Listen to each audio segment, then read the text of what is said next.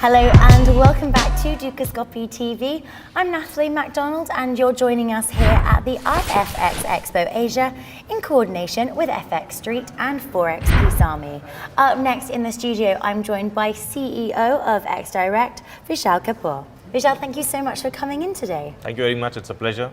Now, today you're joining us in Asia, which, as you know, is a technological, financial hub. It's home to 2 of the BRICS nations and also half of the world's population. That's a lot of positive statistics. As Asia does continue to outpace Europe, can you talk us through the importance of this region to your organization and also how you guys look to differentiate yourself within this market?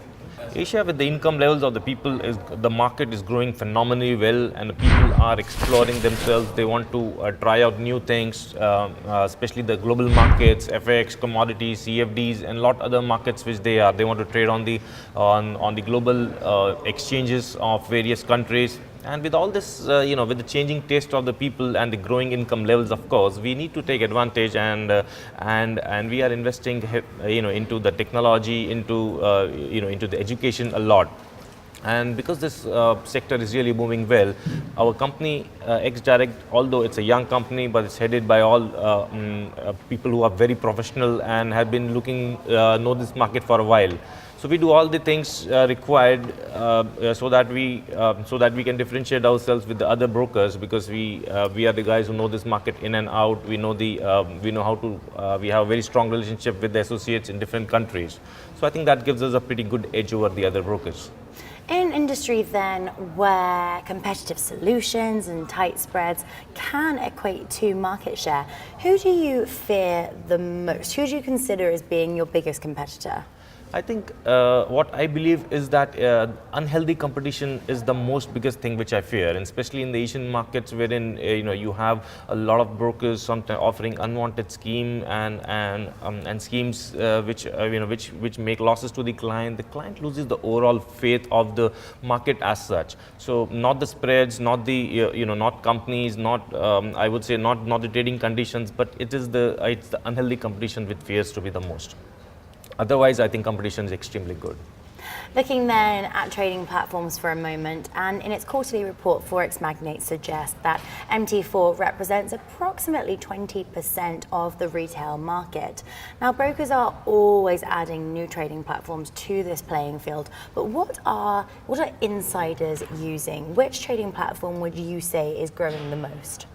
MT4 does still dominate the Asian business, and I would say, as per your ratio, yes, a lot of people still are hooked on to MT4 and still. But yeah, there are a lot of proprietary platforms in the market which are coming up, and a lot of companies are introducing their own platforms. I think the new platforms which I know, xStation makes quite a good waves among them, because it has it has a technology, it has a lot of new features, I think, which is really worth trading on.